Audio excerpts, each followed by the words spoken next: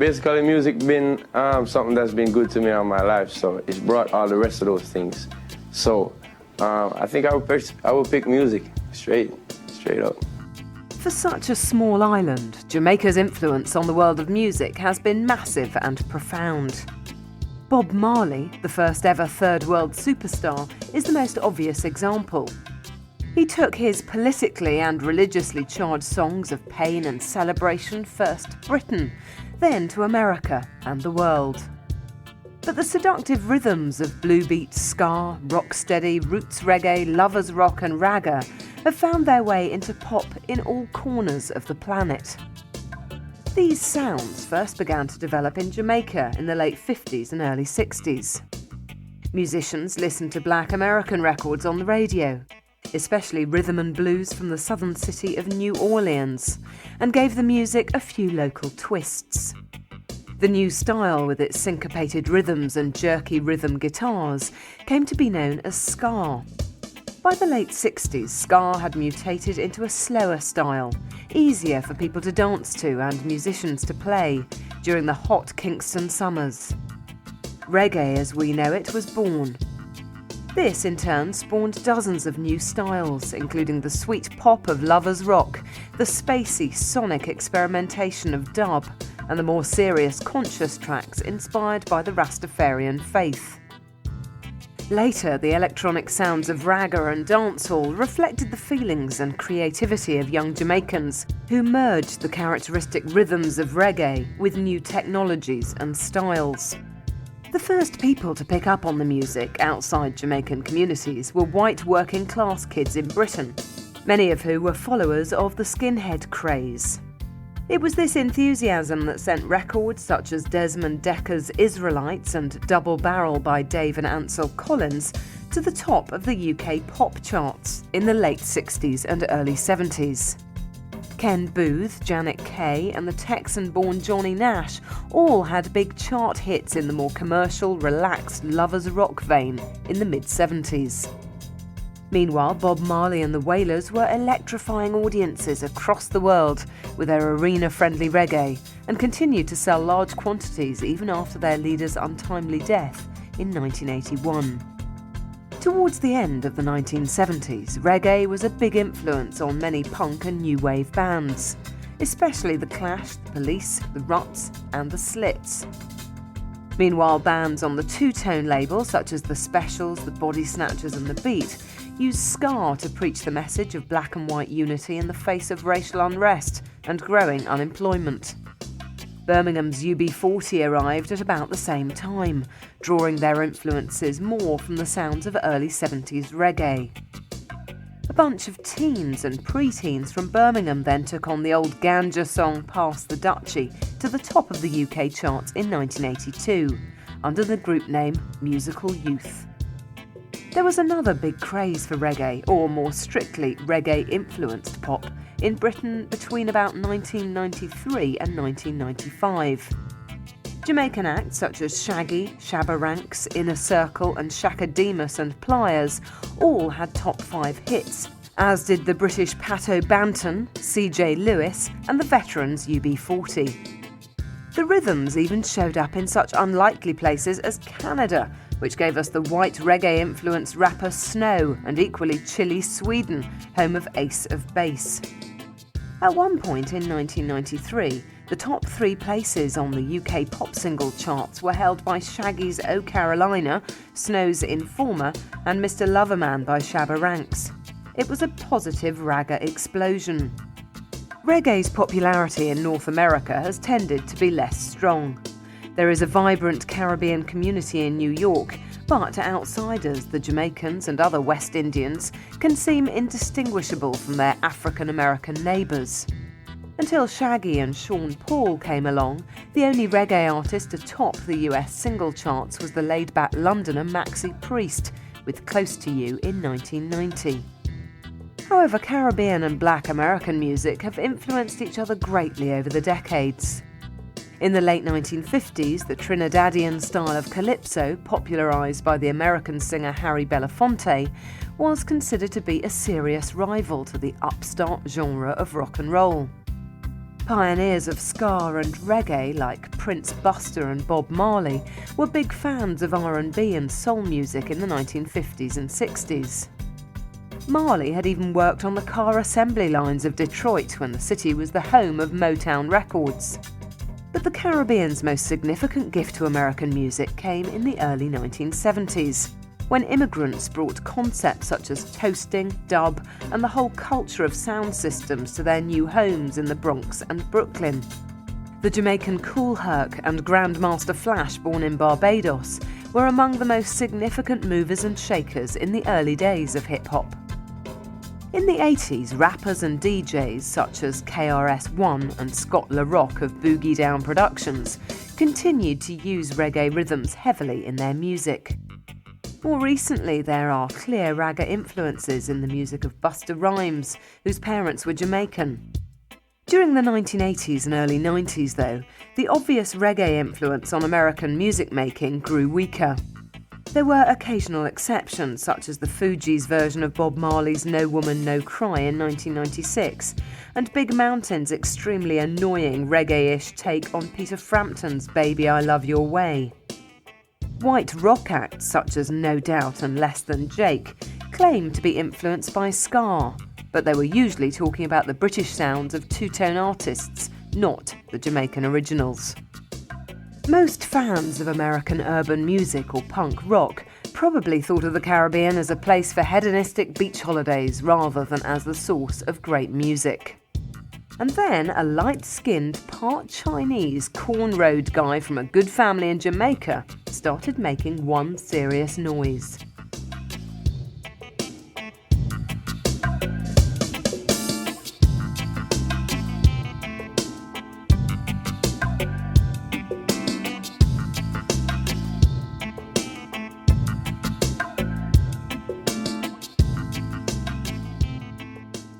A lot of companies put money into dancehall music without knowing how to market these kids.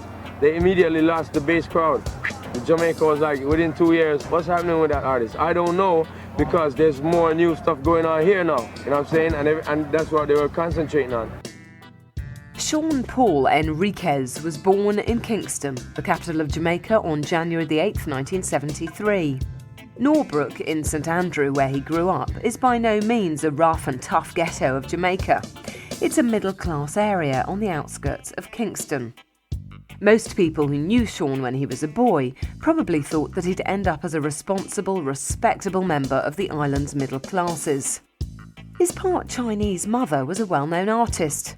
His father, of Portuguese origin, had a slightly more notorious background, as he was rumoured to be descended from a gang of horse rustlers. Because of his exotic ethnicity, Sean was known to the neighbours as the copper-colour Chinese boy. He was educated at Wolmer's High School, then later at the exclusive Bel Air High School in Mandeville, an establishment responsible for the training of several movers and shakers in Jamaica's political and business elite. Young Sean's musical abilities made themselves apparent at a very early age.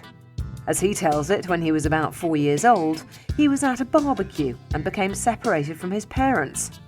As any child would, he started crying, but to the amazement of the other guests, he was bawling away in the same key as the background music. It seemed that the little boy had perfect pitch. He didn't throw himself single-mindedly into music, however. He was an athletic child and a particularly strong swimmer, excelling at water polo. But in Jamaica, nobody can escape the rhythms of reggae, and Sean was surrounded by the sounds of legends such as Bob Marley and Peter Tosh. He was not, however, a reggae purist. One of his favourite songs when he was growing up was Another One Bites the Dust by the British rock band Queen, a single strongly influenced by the New York disco act Chic, and specifically the bass guitar lines of Bernard Edwards on the track Good Times. Both tracks were widely sampled on early hip-hop tracks, the spacey, thudding rhythms also fitting well with the booming sounds of dub reggae, as created by the likes of Lee Scratch Perry and King Tubby. The first album that Sean bought for himself was the soundtrack to the hip-hop movie Beat Street, featuring numbers by Africa Bambaataa and Melly Mel. He purchased this seminal record with money received for his 12th birthday. There is a Jamaican tradition called bumming, which involves birthday boys getting their behinds kicked. So, to avoid a bruised butt, Sean hid on the roof of his parents' house and played the groundbreaking New York hip-hop rhythms over and over. This episode might paint the picture of a friendless outsider, but Sean was a popular, well-rounded child. He also had a fairly happy home life, although this was tested at the age of 13. His father was jailed for possession of marijuana, and young Sean, already travelling on the hormonal roller coaster of adolescence, became rather depressed. Luckily, he found positive ways to deal with the situation. His father had always encouraged his sporting efforts, and Sean became increasingly obsessed with swimming, eventually joining the Jamaican water polo team. He also represented his country at swimming in the Carifta Games in 1989 and 1991. And of course, he still had his music to help him through the difficult years. He took a few piano lessons when he was 14 years old, but quickly reacted against the petty rules, like having to sit up straight. His mother then bought him a little Casio keyboard for $30 at a flea market. Such a contraption would probably seem rather primitive now, but in the 1980s these pocket synthesizers were hugely popular, with bedroom musicians everywhere. Sean's keyboard included a small drum machine, and he relaxed by constructing new rhythms. At about this time, during the mid-1980s, Jamaican music was going through major changes. Bob Marley's death in 1981 had left something of a leadership gap in reggae, and his political and religious messages were being edged out by the aggressive, witty, sexual boasting of ragamuffin music. On the production side, musicians were taking tips from music makers in the hip-hop and early house genres in the United States. Reggae had always been founded on rock-solid rhythm sections like the brothers Aston and Carlton Barrett, key members of Bob Marley's Wailers, drummer Sly Dunbar and bass guitarist Robbie Shakespeare. Now, the new technology allowed producers to construct electronic rhythms, or riddims as they were usually called, with keyboards and drum machines. The riddims would usually be faster than standard reggae beats, harking back to the more frantic tempos of ska and blue beat. Performers would seize upon popular riddims over which they'd create lyrics and melodies, usually revolving around tales about their sexual prowess and consumption of ganja. At any one time, there might be several different tracks in the singles chart, all using the same rhythm. This new genre of Jamaican music was known to its practitioners and fans as dancehall. Apart from the rhythm producers, the key individuals in dancehall are the performers who create and give voice to the words and tunes. Confusingly, the performers are usually known as DJs, as distinct from the world of hip-hop, in which the DJ is the guy who scratches and manipulates records to create a soundtrack for the MC. Because the standard dancehall style is somewhere between singing and rapping, an alternative title for these central performers is sing-jays. Sean himself has described the role of the DJ in dancehall as a kid telling about his life and dreams and aspirations. Such was the music that provided the soundtrack to the teenage years of Sean Paul Enriquez. But his wasn't going to be an overnight success. Far from it.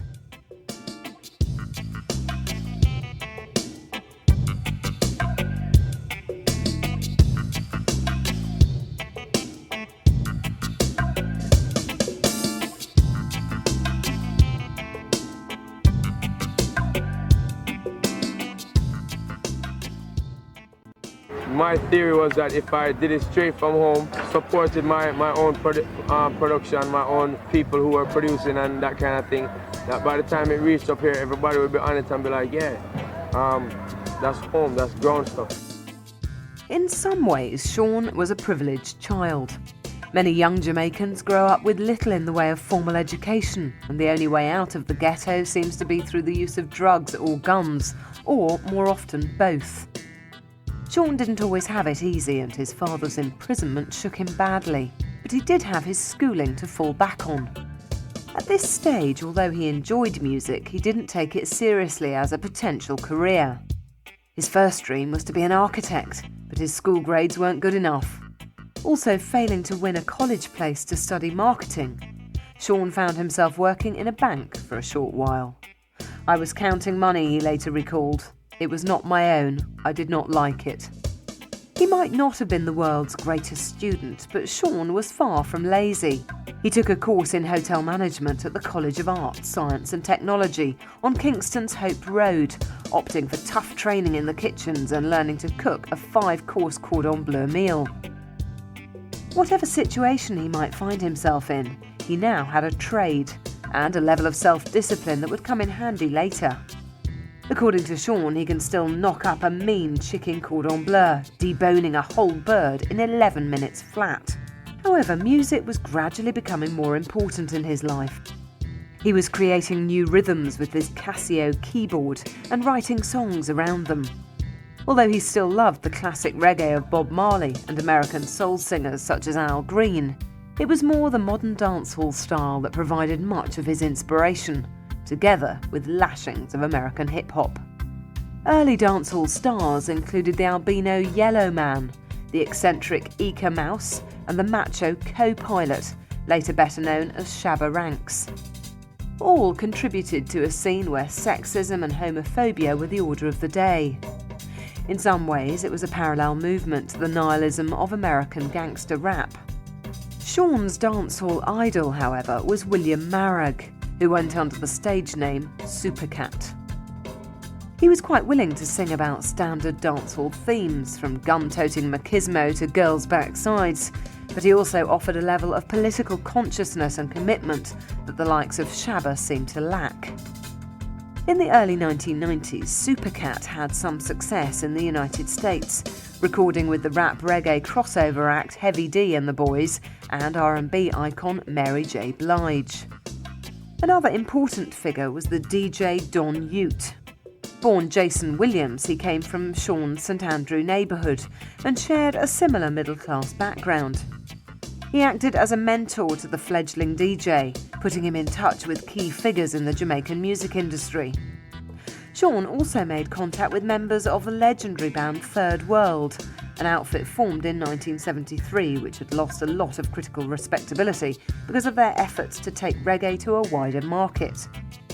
However, they remain popular in Jamaica as well as further afield, and their version of the OJ's soul classic Now That We've Found Love remains a summer standard on radio stations across the planet. The band's Cat Core helped Sean to record some demos of his songs. Sean, who had now dropped his surname in favour of the snappier Sean Paul, was getting a little recognition as a songwriter. But what he really wanted was success as a performer, and his focus was on the intense sounds of dancehall rather than the pop reggae created by Third World. As Sean himself put it, dancehall was really the right avenue for me to express myself, to get people to hear me out about how I saw the world.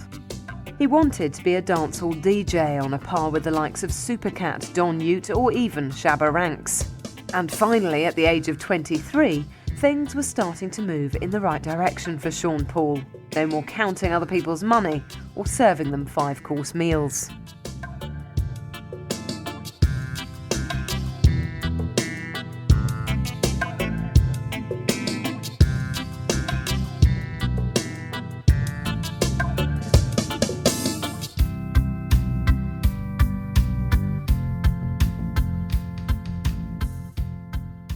My accent is the same language, it's just a certain street twang, or it's just a whole culture of a country that more time when I start talking out loud, nobody can understand what I say, and I have to say blood. You see it? So I gotta slow it down, and I just got used to that. The demos that Sean had recorded with the encouragement of Cat Core were creating a buzz around Kingston.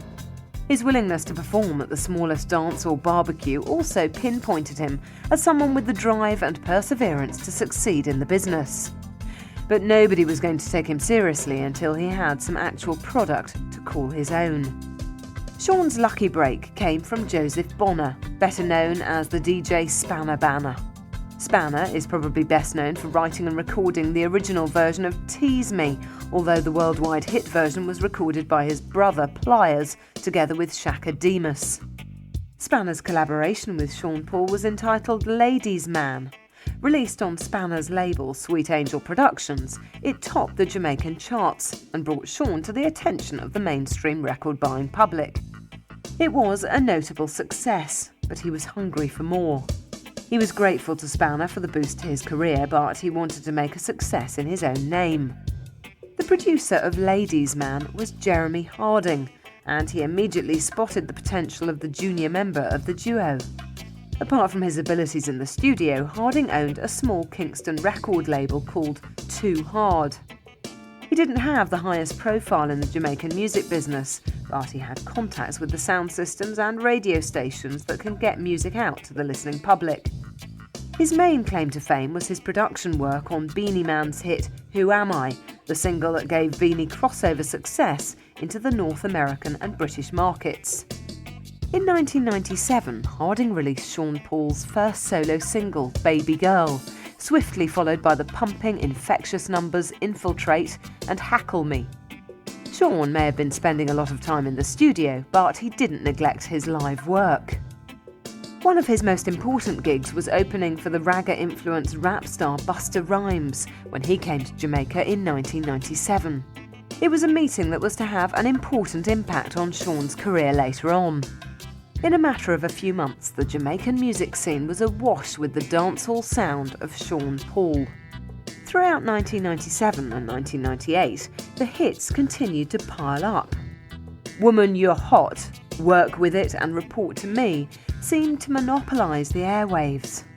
Sean recorded Now Get No Bly, One More Try with producer Donovan Jermaine, and Excite Me and Deport Them with Tony Kelly on the desk. The last track, a reworking of the bookshelf rhythm, provided one of the earliest examples of Sean's characteristic call, Dutty Yo, a reference to the loose grouping of artists that would help to take Sean Paul's music to the next level.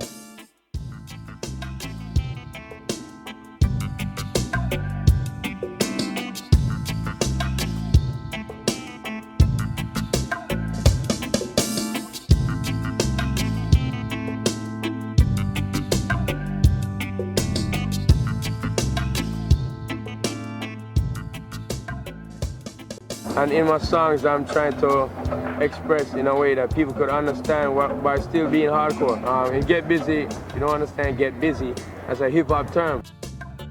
Kingston can be a dangerous place, and being a high-profile musician doesn't give you any special protection. In fact, it makes you even more of a target, whether for jealous rivals or opportunistic robbers out to get their hands on the fruit of your talents. Bob Marley narrowly escaped assassination in 1976, and two of his band members, Peter Tosh and Carlton Barrett, were later shot dead. Political poet Mikey Smith and dub pioneer King Tubby also met violent deaths during the 1980s. More recently, the up-and-coming DJ Pan Head came to an untimely end, a tragedy marked by Beanie Man's No Mama No Cry. But that's not the only reason why performers often become loosely affiliated with crews. The sense of camaraderie and loyalty is often a great comfort, especially to new acts starting their careers. Like the hip-hop environment, the world of dancehall can be full of macho bragging. Sean had already had an unpleasant experience on the Caribbean island of Grenada, where a local singer tried to humiliate the Jamaican live on stage. So Sean's decision to join the Dutty Cup Crew was psychological, political and musical. Incidentally, for those who don't speak patois, a Dutty Cup is a slang term for a marijuana pipe. His old friend and mentor Don Ute was linked to the group, and Sean found firm friends and worthy collaborators in his fellow crew members Mossy Kid, Lugerman, Dodigan, Chicken and Kid Corrupt. Most of them came from middle-class backgrounds, fairly similar to Sean's, which landed them with the label of being uptown DJs. But with mics in their hands, they could be as down and dirty as any ghetto gangster. Together, the Dutty Cup Crew recorded the singles Groove Me and Jamone, both of which became underground hits in the New York clubs, especially those in the Caribbean immigrant communities. It was Sean's first taste of stateside success. The Dutty Cup Crew was never a band as such in the way that Third World had been. They occasionally performed as a unit and helped out on each other's solo productions. And there was no doubt who was the most ambitious crew member. As Sean later said, "We all do our own thing, the rest of the family don't want to put out as much stuff, so they just do it whenever they feel." Sean's next big step was to rework his old hit Ladies Man using the rhythm known as Underwater. The version that really gained him attention was a megamix plus accompanying promotional video featuring some of the hottest stars of dancehall, including Buccaneer, General Degree, Buju Banton and Beanie Man. Buju Banton remains a controversial figure in Jamaican music. His early single, Boom Bye Bye, was widely condemned for apparently demanding the execution of gay men. However, Buju later embraced Rastafarianism and used his fame to urge his fans to renounce violence. Former child star Beanie Man is another dancehall sensation who likewise gradually shifted away from his early slackness towards more socially responsible themes. Buju and Beanie, together with Supercat, would come to influence Sean's writing, encouraging him to explore areas beyond smoking, partying and the ladies. And Sean wanted to follow Beanie Man's example in other ways too, making his name beyond Jamaica. Beanie had had some success on British dance floors in 1995 with a jungle remix of his hit Under Me Sensi. In 1998 he signed to Virgin Records in the United States, where Who Am I was a hit.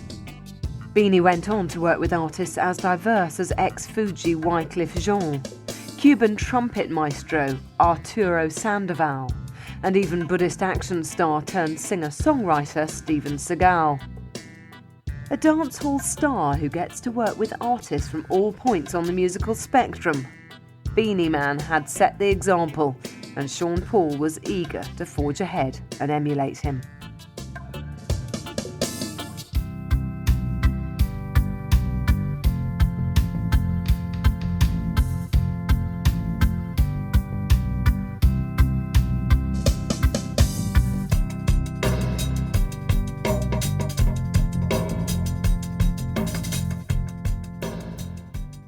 My favorite music video I could say was Far Side. It was just so different to me. It was a song called Drop. I'm not sure who directed it, but they had to learn the whole song backways. You know, the video was weird, people jumping backways up onto walls and that kind of thing. It was strange for me, you know. It was a different vibe and I like that kind of thing.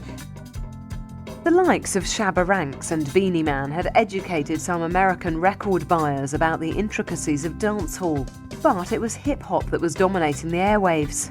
Many rap fans weren't aware that the roots of their music lay in the sound systems of Jamaica, and plenty of people in the reggae and dancehall scenes thought it was high time that the link was made clear. If you mentioned Jamaica to most hip-hop aficionados, they'd probably think you were talking about an area of the Queens Borough in New York City.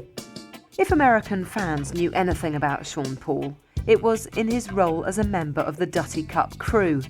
But even their success had been an underground cult phenomenon, way beyond the experience of the majority of the record buyers, whose musical knowledge extended little further than Top 40 radio and MTV.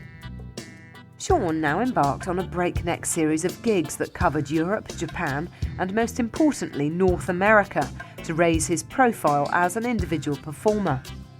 Throughout these, he proved undoubtedly that he could work big crowds away from his home turf. It was in the States that Sean came to the attention of Hype Williams, the legendary director of hip-hop promo videos. Williams was making his first feature film, Belly, an urban thriller starring the rappers DMX and Nas, and featuring T-Bone from TLC and Method Man of the Wu-Tang Clan. DMX was also providing much of the music, and he teamed up with Sean and fellow DJ Mr. Vegas on the track Top Shotter. The collaboration with Mr. Vegas continued when Sean eventually returned to the more familiar surroundings of Jamaica. They came out with a lusty track, Haviget de Girl Ya, better known as Hot Gal Today, in which the smooth-talking Vegas provided an interesting contrast to Sean's gruffer voice over the street sweeper rhythm created by producers Steely and Clevey. Not only was the track a hit in Jamaica as expected, it also did well in the United States, especially in New York and Miami. Unfortunately, what looked like becoming a potentially profitable partnership fell to pieces when Sean and Vegas had a bitter public argument over, of all things, the packaging of the single.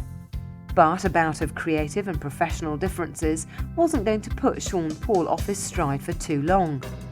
Not content with his own recording and performing, he also found the time to set up his own company, Baseline Records, through which he could scout for talent on the dancehall scene and hone his own production skills. By now, Sean had recorded over a dozen hit singles under his own name, and the time seemed right to bring out an album that would showcase his talent.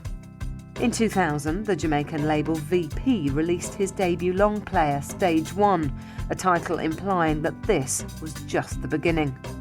The album showed something of Sean's range, mixing up his solo hits like Infiltrate and No Bly with collaborations such as Hot Gal Today, as well as Sound the Alarm and You Must Lose, on which he worked with his Dutty Cup buddy Lugerman.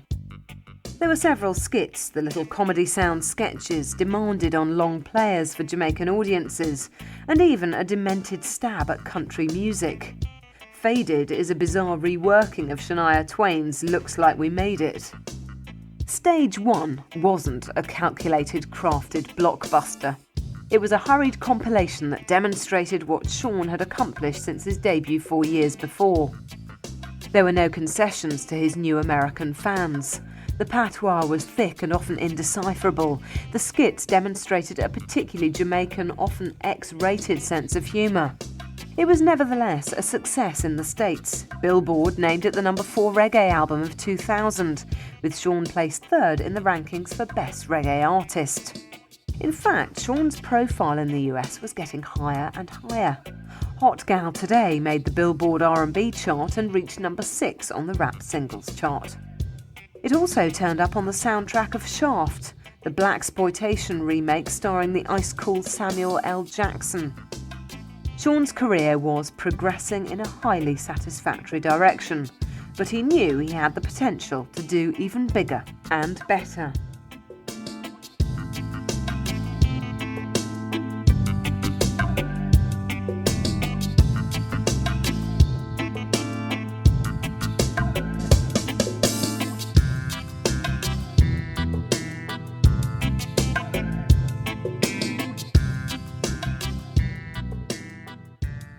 You know, I'm a Jamaican kid, and it would have been great to see Bob Marley and the Wailers continue on their fire path. You know what I'm saying? In the summer of 2000, Sean made a hugely successful appearance at the Summer Jam in New York City, alongside the likes of doomed R&B icon Aaliyah and hip-hop bad boy Snoop Doggy Dogg. He spent the next couple of months playing similar gigs on the east coast of the States, a series of bookings that confirmed his success with the American market. He also became reacquainted with Busta Rhymes. The Brooklyn-born rapper and actor had been one of the key movers in introducing ragga rhythms to the world of hip-hop. And he gave Sean plenty of advice on how to prosper in the American music business.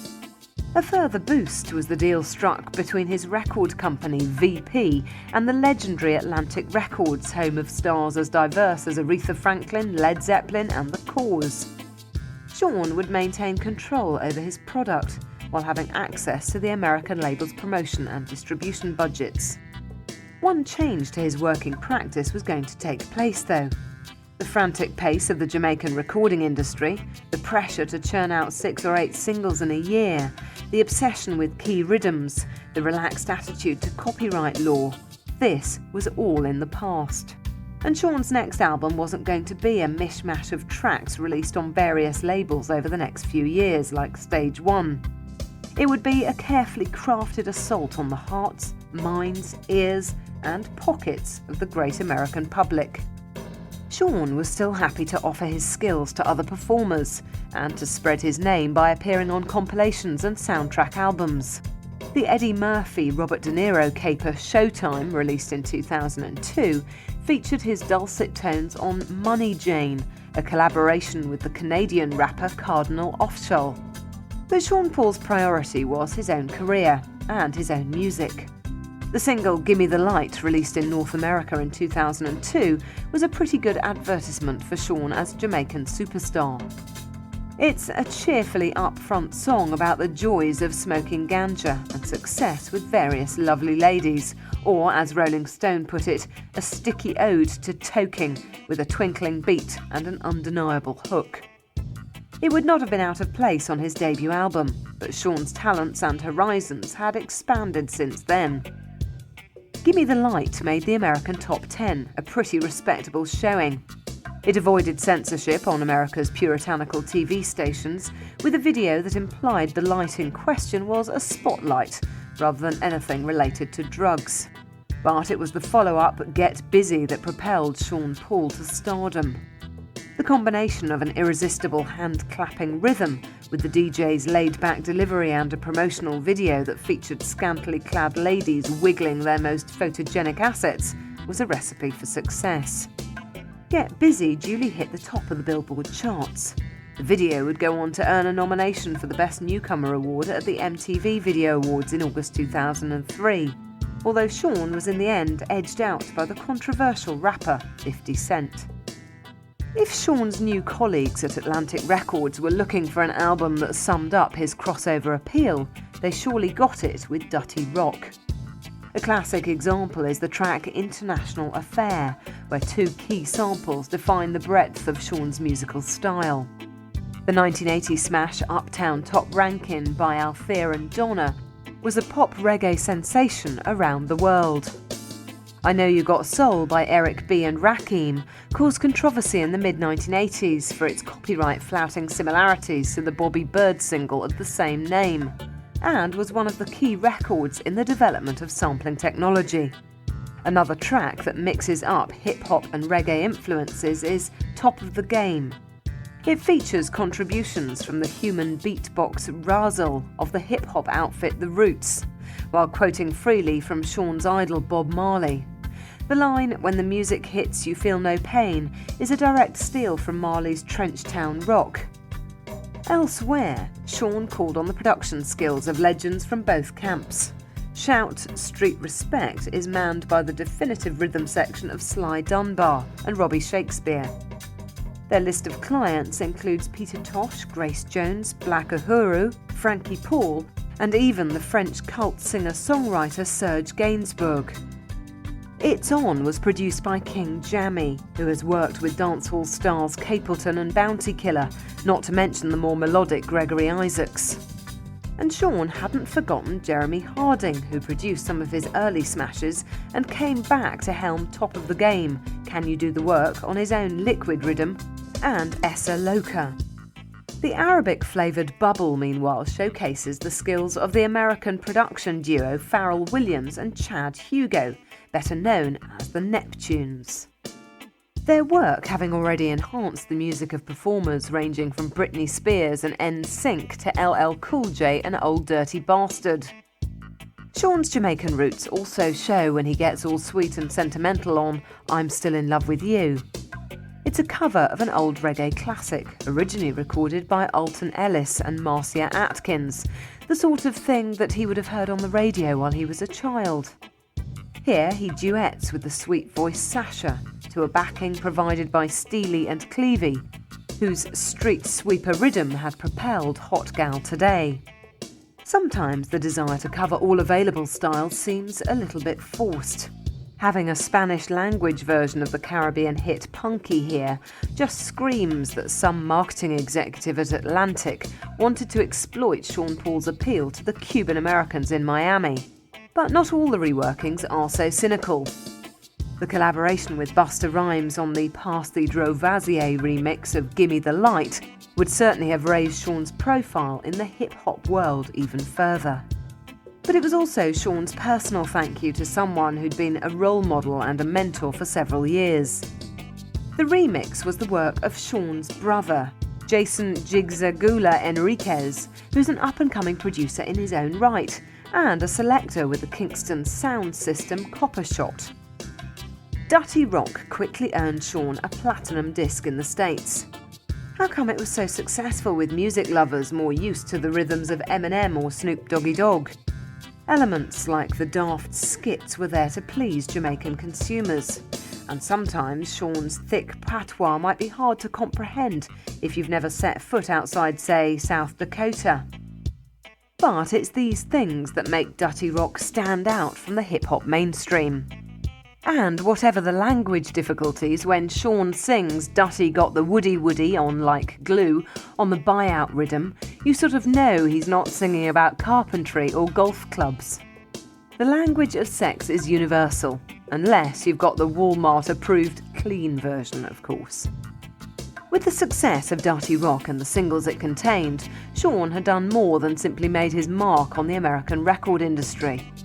"We're bringing a whole society to the mainstream," he said, "and that's what we need to do. We do it from the grassroots in Jamaica. From there, it can only get bigger." And it did.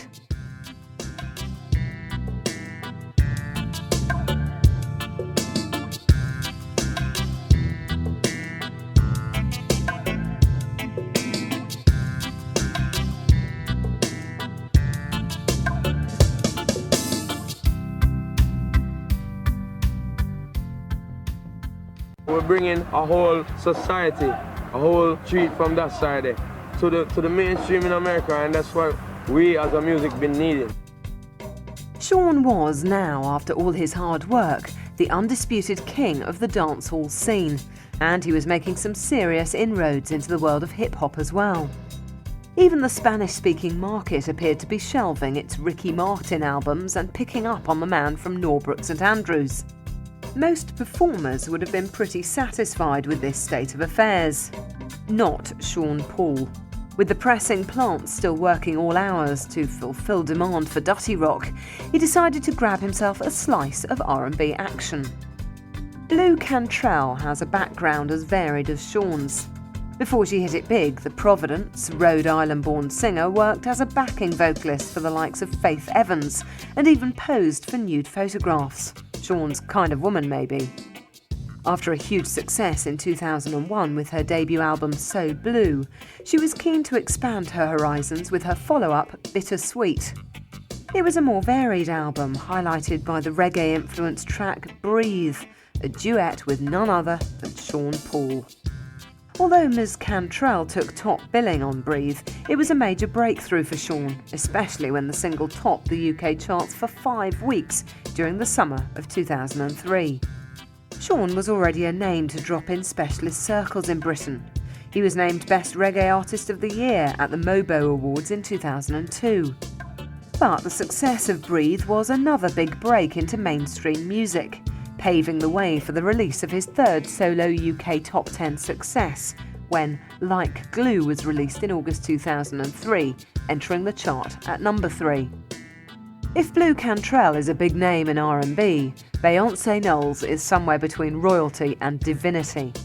As the main voice in Destiny's Child, the Texan-born singer and actress is simply one of the faces of the new millennium.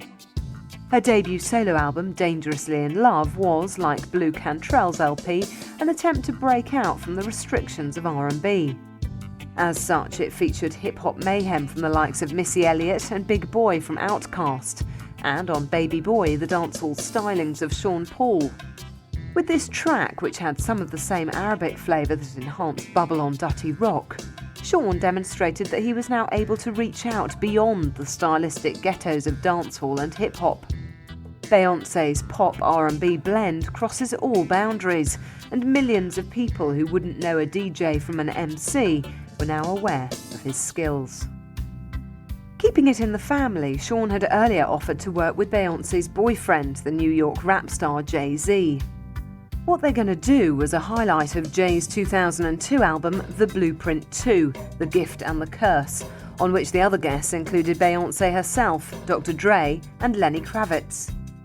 Clearly, Sean's phenomenal capacity for hard work in the studio hadn't abated now that he'd found himself in the new glossy world of the American recording industry. He also found time to work with the sassy R&B songstress Maya, duetting on the track Things Come and Go on her 2003 album Mood Ring. He took on his one-time chart rival 50 Cent in the collaborative single They Not Ready, and also helped out Busta Rhymes on a reworking of Busta's hit Make It Clap. Incidentally, the title is nothing to do with applause. In Sean's own words, clapping is when a girl puts her head down to the ground, ass in the air like a go-go dancer. She's shaking her ass, making her cheeks clap. So now you know. But despite all this hobnobbing with the great and good of American music, Sean wasn't neglecting his roots. Beanie Man, the dancehall star who had had some success in the States a couple of years previously, asked Sean and the top female DJ Lady Saw to help out on the gritty Boss Man, a track on his album Tropical Storm. So now Sean had shown that he could hold his own with the highest echelons of R&B, hip-hop and, of course, dancehall, without losing his own personal style. Insiders were joking that such was his taste for mixing styles and genres, he'd show up next toasting alongside the Dixie Chicks or on the stage of the Metropolitan Opera House in New York. Never say never.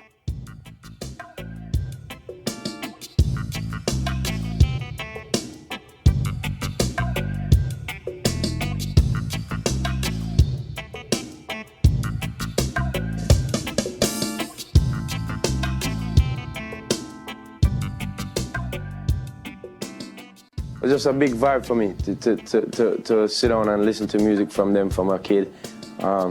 That's my group, yo, for real. Bob Marley and the Wailers. Sean Paul has a fairly unusual background for a high flyer in the worlds of dancehall and hip-hop. Most stars come from the Kingston ghetto or rough inner-city projects, or the ganglands of south-central Los Angeles. Or at least they'd like you to think so. Sean's never made any secret of the fact that his upbringing, like that of members of his Dutty Cup Crew, was a rather more comfortable one than some of his rivals enjoyed. At the same time, he takes delight in adopting the streetwise mannerisms of the ghetto-bred ragamuffin. Much of the essence of dancehall is semi-comical boasting about the DJ's own sexual attractiveness, not to mention his capacity for smoking ganja. And Sean's quite happy to take this attitude beyond his lyrics. The videos for Gimme the Light and Get Busy featured their fair share of gyrating, booty-shaking women, and the DJ was quite open about his sexual predilections. She could be skinny or big and fat, he once told an interviewer, it doesn't matter. She's just got to move on time, that's essential. In another interview with the hip-hop magazine The Source, he admitted that he quite likes the look of Alicia Keys and Lil' Kim, if they're interested, and gets turned on by the idea of getting down with a lady cop or even a teacher. He didn't specify whether his posh education at Bel Air High gave him these ideas or even opportunities. For someone whose father did time for ganja offences, Sean's very forthright on the benefits of the drug and has pushed for the Jamaican government to legalise the trade. He claims it makes him more reflective and conscious and that it helps his songwriting. He also says that his days of competitive swimming built up his lung capacity so that he can smoke more. His crusading zeal for the weed earned him a nod from the pro-cannabis magazine High Times, when the Gimme the Light single earned him a coveted Doobie Award in 2002. Unlike some of his fellow stars, however, Sean's been pretty good at keeping his nose clean when it comes to getting attention from the authorities. His fate in Police skit on Dutty Rock, where he's arrested after a patrolman smells ganja in his car, is just an invention. But he did have one high-profile brush with the law in the summer of 2003. He was performing at the Reggae Sumfest in Jamaica's Montego Bay, when his mouth became just a little too dutty and he treated the crowd to a string of obscenities. The authorities charged him with public profanities, and a contrite Sean was forced to attend Montego Bay Magistrates Court and pay a fine of 2,000 Jamaican dollars. The alternative would have been 10 days in jail, which is very rock and roll, but would have interrupted his touring schedule. "I am truly sorry about what happened," said Sean after paying his fine. "I am using my international appeal to say that I have learnt my lesson. There is a time and place for everything." It seems as if Sean can be a naughty boy, but he's far from being a big league badass like Old Dirty Bastard of the Wu-Tang Clan. In fact, Sean has taken a tip from the likes of Buju Banton, Supercat and Beanie Man, and has tried to use his fame in a more positive way. The most obvious example of this was on his single Safe Sex. AIDS is an increasing problem in Jamaica. The devoutly church-going population don't like talking openly about sex, yet macho attitudes among young men mean that promiscuity and casual sex are often seen as positive things. The combination of the two has led to a climate of ignorance about the disease, which is still being seen by many as the sole preserve of gay men and drug addicts. Safe Sex is just as inventive lyrically and musically as Sean's other hits, but he ditches the slack themes in favour of a simple message. Better use a condom. It's also a call to his fans to discuss the subject of sexually transmitted diseases more openly. Maybe it shouldn't come as such a surprise that Sean can sometimes take a socially responsible stance. As he says, a reason in part for me becoming a DJ was that I had a lot of good ideas as to why there were certain things wrong in society and how to change it. So maybe he's not such a bad boy after all.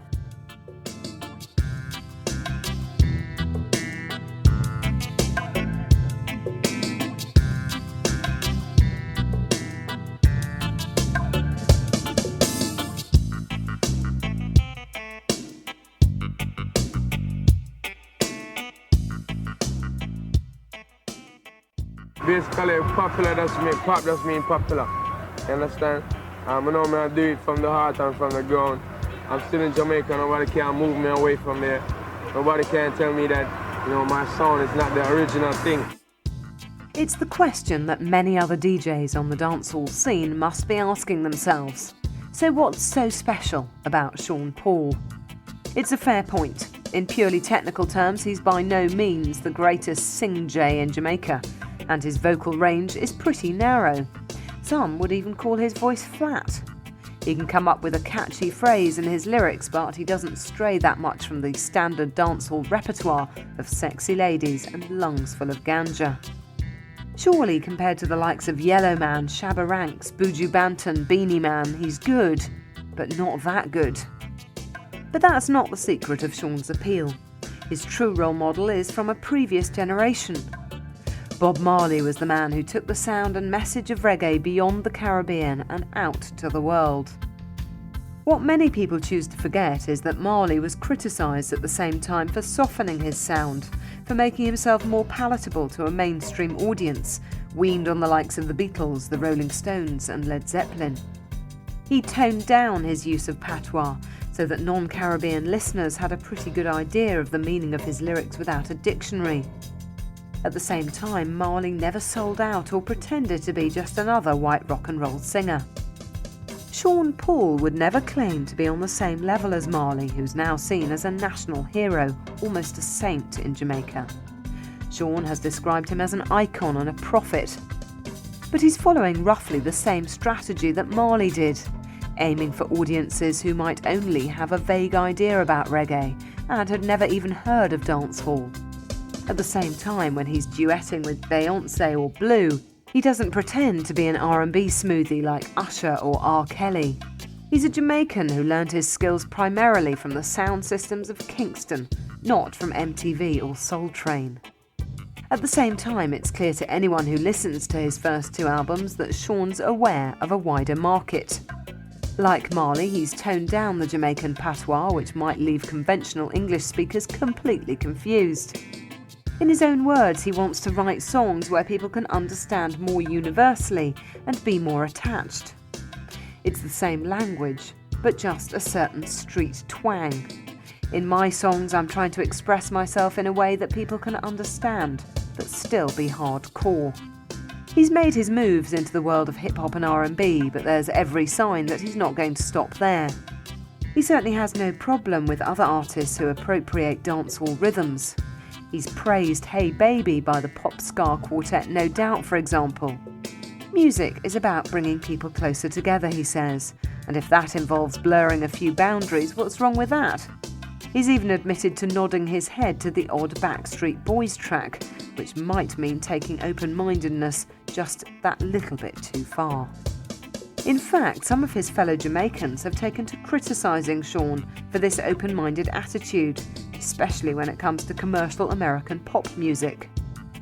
Sean's pretty blasé about the name-calling. It don't matter to me, he says. You know why? Hip-hop means popular. I go and seek out the hot rhythms that are playing in the ghetto, in the dance, where people are. One example he's probably not going to follow is that of Tupac Shakur and DMX into Hollywood. His performances in his recorded skits have demonstrated that Sean's verbal skills don't really extend to acting, although that hasn't stopped some people, of course. Whatever Sean Paul does next, he's broken down many barriers in the world of music. He's educated a lot of people about the links between African American and Jamaican music and shown how the rhythms and styles of the various genres can work together. In his own words, dancehall is the son of reggae music and the brother of hip-hop, which is a pretty good definition of Sean Paul himself. He's also said, "I see dancehall, reggae and hip-hop as fused together. When I was a kid, there were the two kinds of music that spoke to me and said, 'Move.' Nobody knows what Mr. Enriquez is going to do next, but he'll surely keep on moving."